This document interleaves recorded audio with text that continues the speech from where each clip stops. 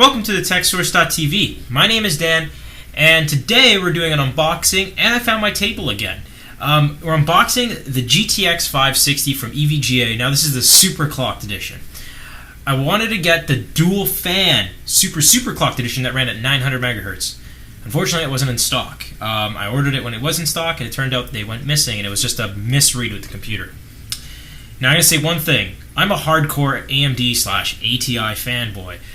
When it comes to processors, I don't care. Whatever's faster and what's a better price, I'll buy. But when it comes to video cards, I'm kind of a fanboy to video cards. And that's just been the way I've been all the way through the 90s until now. This is the very first NVIDIA card I've had to buy. My Lenovo laptop has an NVIDIA card. The only reason why it has one is because I had no choice to buy an NVIDIA card. So this is the first true, real NVIDIA card I'm going to buy. Today we're going to unbox this. Now let's do this from the point of view of an ATI fanboy. When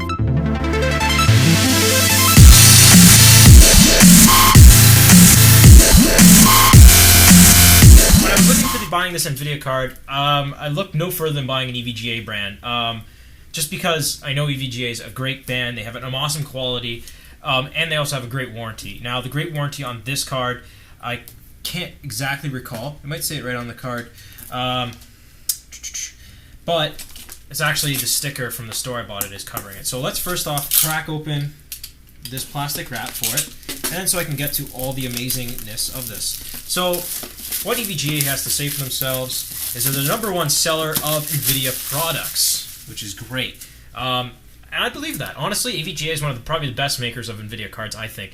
Now, I almost bought a Zotac and an MSI, but again, the reason why I didn't buy Zotac is because the card didn't fit in the case. And the reason why I didn't buy an MSI is I don't like buying video cards from companies that make other things other than just pure video cards. That's like their main concentrate. They make video cards. You know they're going to be good at it. Not knocking MSI. They probably make great video cards. I've used a couple in the past. So basically, then I try to find the warranty on this card. I don't know exactly what it is. Probably like a 2-year or 3-year warranty.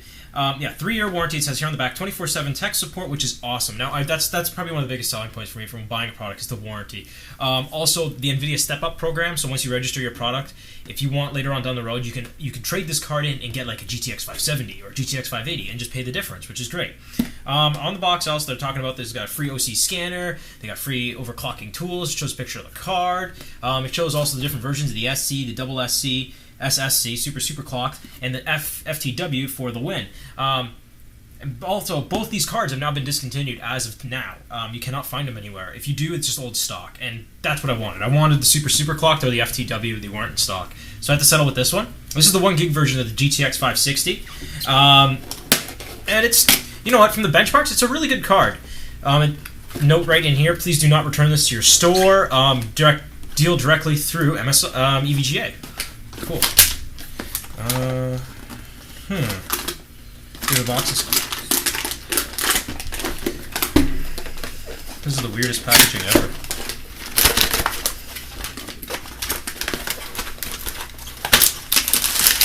There we go. Stuff is slowly coming out of this box. Ooh, I like all this packaging. This is kind of funky. Alright, and that's everything. Okay, cool. So, failed at opening the box, but that's okay.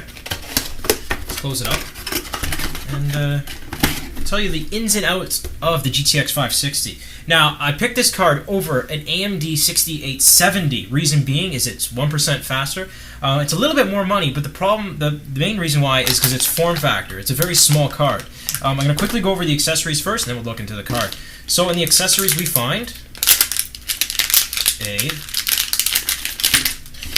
we find 2 modems to a 6-pin power adapter. We have another one of them here.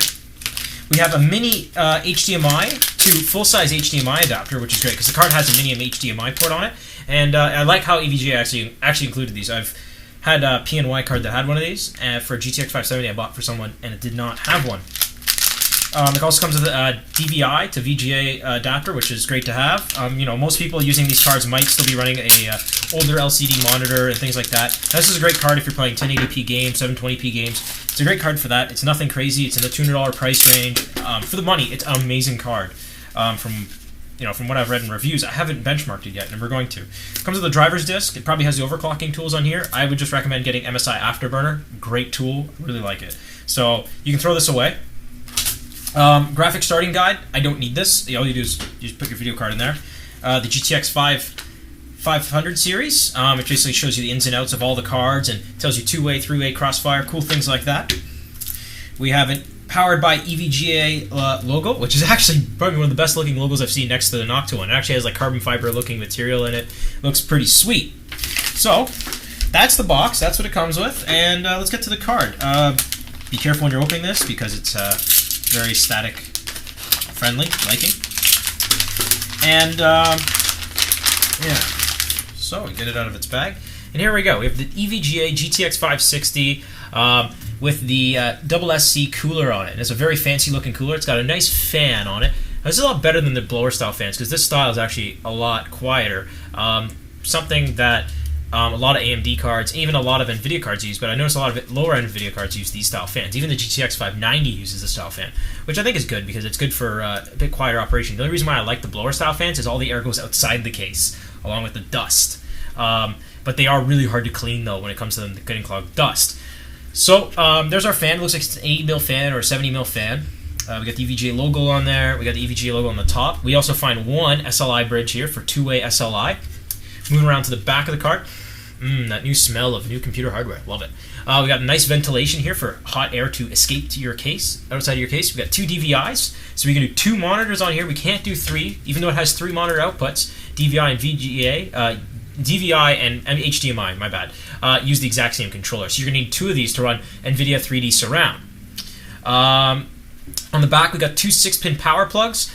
And it also uses PCI Express 2.0. Now, if you're concerned about how long this card is, this card measures in around, when I was looking into it, they're saying about 22 to 23 centimeters. It's very short. It's the smallest GTX 560 you can buy. So if space isn't concerned, like us, doing our ITX budget gaming PC, this is definitely the card to look for.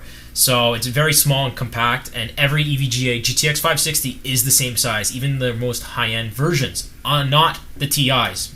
Please remember that. This is the regular 560. Non-TIs are all exact size. Use the same PCBs. And that's pretty much it. On the back, we got no back plate, and that's really about it. It's got a nice, it's got 3 heat pipes in the cooler. It looks like a pretty big cooler you can see from underneath. I don't think I can take the heatsink shroud off on video, but I think if I do a full review, I'll take it off and I'll show you guys the cooler on here, but it looks pretty nice from what I can see. So anyways, guys, thanks for watching the TechSource.tv. I'm really gapping here. It's late at night. I just got off work today, so my brain is fried. This is the EVGA GTX 560, and this was done from an ATI fanboy point of view. It's a really nice card, honestly. I'm not being biased, and I'm not gonna knock it, even though I prefer ATI cards. I'm gonna tell you guys if I like the product or not, and if it's good or not. So straight up, this is a really nice card. EVGA's package is a really nice package, and they always have. And if anyone ever asked me if they wanted an NVIDIA card, I usually suggest an EVGA, just because I've bought them in the past for friends, and I've used them in the past for friends, and great cards. And, you know, they're not paying me. This came out of my pocket, just saying. So, see you guys later. Remember to subscribe. Check out our Facebook if you want to see some additional stuff, and I leak a lot of information of what's going on with the show on the Facebook page. See ya.